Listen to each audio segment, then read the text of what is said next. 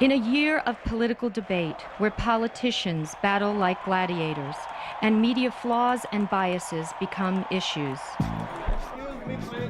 hard-hitting documentaries are increasingly defining the discourse. This film could move a few percentage points of the electorate against Mr. Bush. Michael Moore's Fahrenheit 9/11 took on the Bush administration in ways we never saw on TV. Fox blurs the line between news and commentary all over the place. Other films followed with more critical perspectives about issues that were left out of our media system. Saddam Hussein was a monster. It is good for the world that he is gone. As Iraq remained the issue, and media became an issue, a new movie called WMD took on the media itself. Media war. You're either with us or you're against us.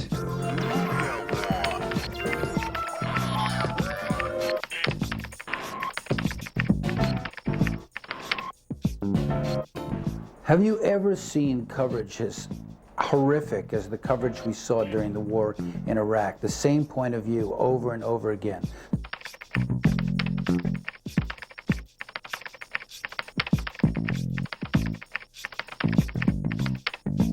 The same experts, the same facts on all of the channels, most of which later proved to be wrong. The patriotic correctness, the jingoism posing as journalism.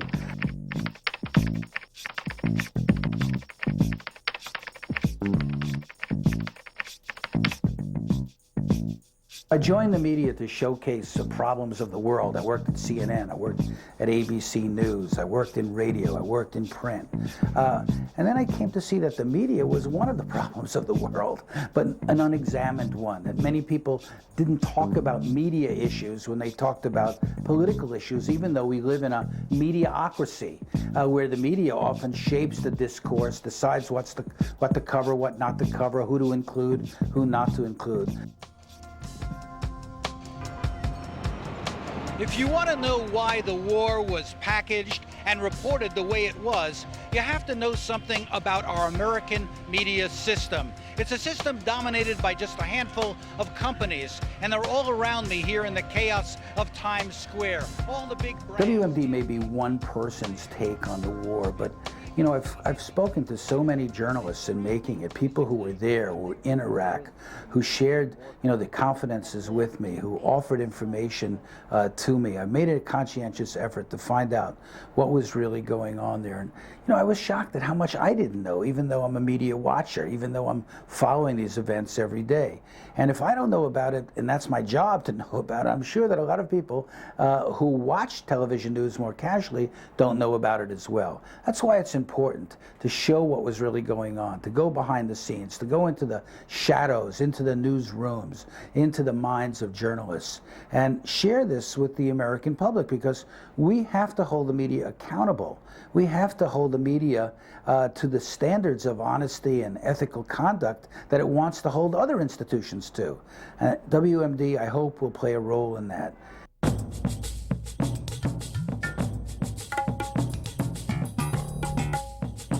What is the problem here, Danny?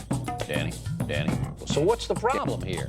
Fair and in making this film, you face several challenges. First of all, media companies and media personalities don't want to be interviewed about practices that you're going to challenge. They're very good at PR, they're masters at it.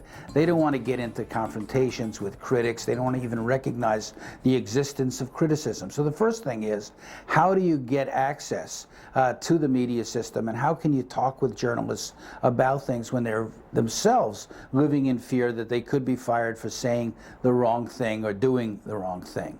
So there's that. Then the second issue is, can you use footage from the networks in a film? Will they give you permission? Most of them won't. In this case, we've invoked fair use in our Constitution, which specifically allows the use of selections of news coverage to permit legitimate media criticism. And I think this is what WMD is. And the third problem is, can you get distribution? Can you get the film out? If the media won't show it, how will people see it? And that's why we went the route of the independent film, getting it into theaters, getting it into communities, distributing it on DVD and video, and trying to get it out worldwide.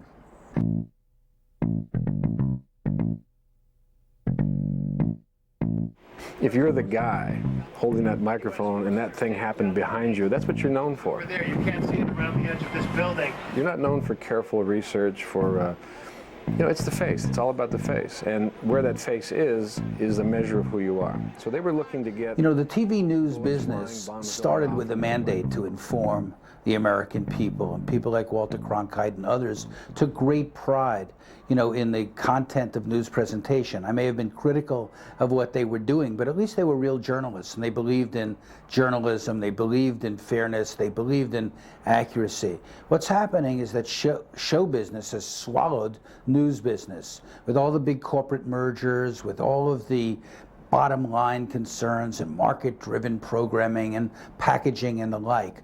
Journalism and information has been lost. Somebody has to point that out. Journalists have to be willing to speak up and express their concerns and their fears about what's happening to our democracy. That's why I made WMD. Hopefully it will have some impact in terms of people beginning to debate some of the issues that I raise and question some of the practices that need to be questioned.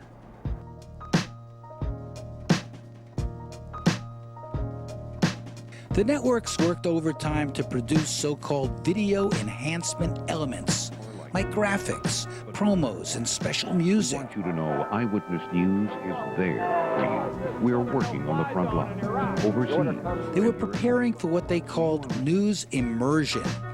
Their war was for ratings and revenues.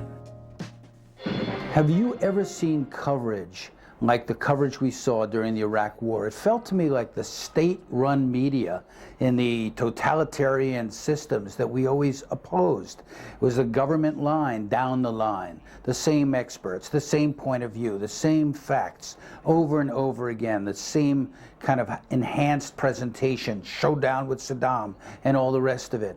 And you know, to me, it was a tragedy, because Americans rallied behind the war based on information that wasn't true. Every morning at 9:30, they would have the message phone call, and it would involve the White House Office of Global Communications, the Pentagon Press Office, a media advisor.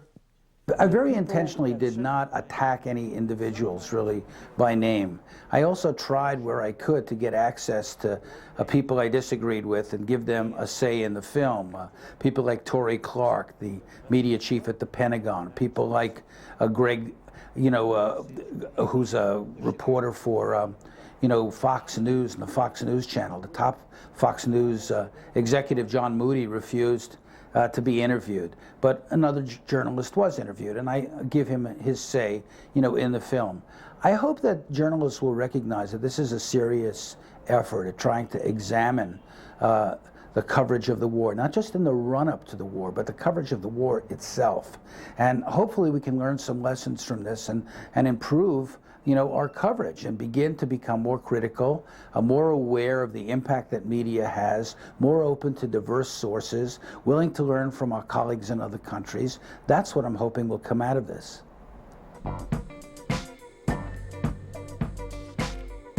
Media hasn't really been taken to task at all. There is no global watchdog that's saying you didn't do your job well. Just as there's an investigation now into the failure of the intelligence community, we need an investigation into the failure of our journalistic community.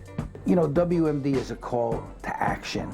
You know, it's a cry of pain, in a sense, of many people who realize how deluded we are. It's a weapon of mass delusion, our media, according to one columnist from the Washington Post I spoke to.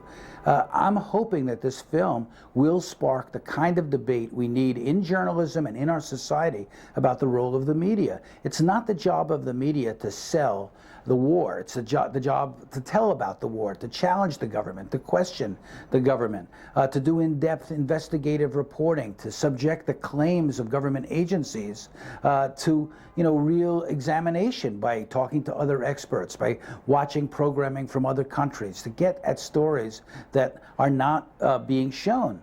One of the things in this film is that we see that there was a media war going on in Iraq, and it was a conflict within the media and a conflict between media outlets. And what we saw is that around the world, the war was covered very differently than in the United States, and in many cases more accurately.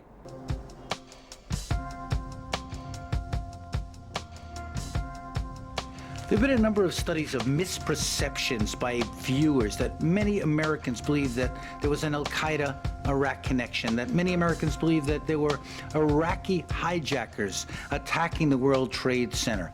I think that's part of the campaign. During the war, we kept hearing about weapons of mass destruction, WMD, over and over and over again. Later, it turned out they weren't there, that it had been an inflated, fear-driven strategy to rally support behind the war based on false and deceptive information. And the media, in my view, became a weapon system, weapons of mass deception. I want to show that. I want to show how it works, what the techniques are, how the Pentagon and the news business sort of climbed into bed together for their own reasons. And I wanted to look at the impact, how many Americans had a misperception of what was really going on. They believed in the war based on information that later turned out not to be true. And it was intentional. The information dominant strategies of the Pentagon and the flashy presentation techniques of the networks operated hand in hand to give the world and America a false picture.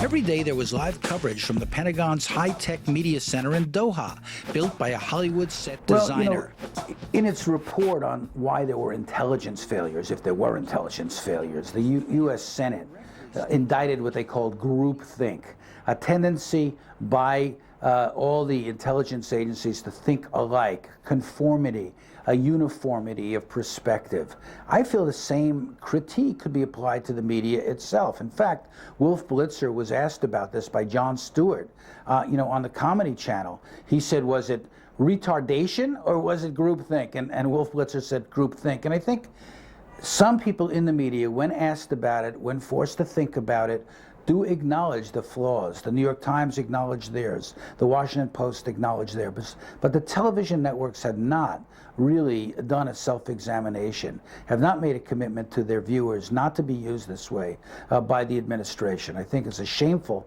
chapter in journalism and something we have to do something about.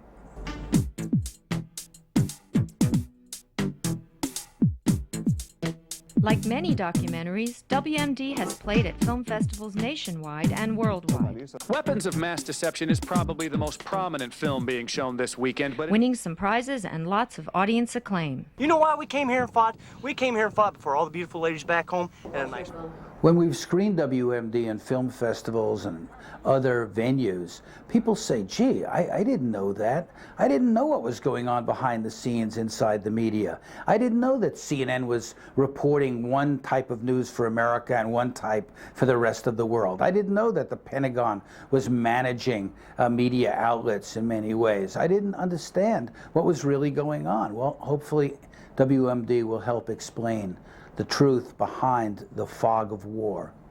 Michael Moore broke new ground when his anti-Bush documentary Fahrenheit 9/11 hit the mainstream theaters and made $100 million. WMD is headed in the same direction, though its producer says their goal in making it was not the same as Moore's. This is not intentionally a political film.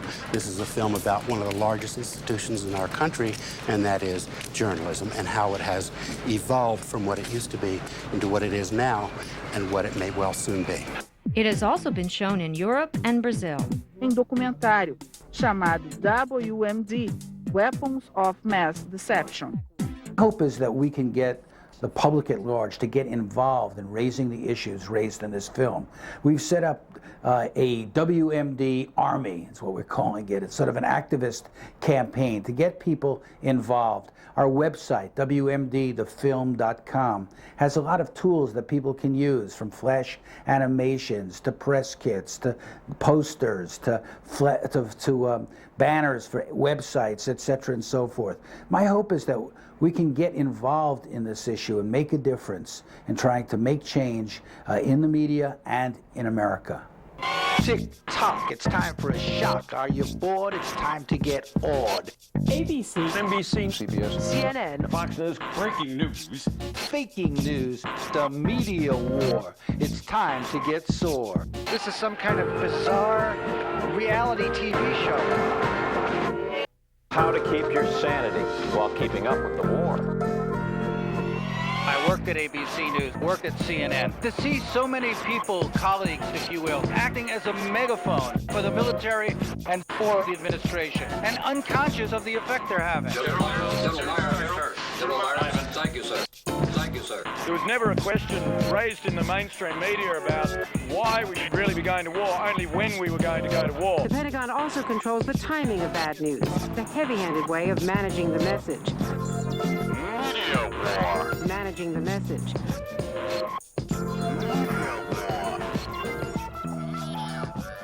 Trying to turn politics into serious issues.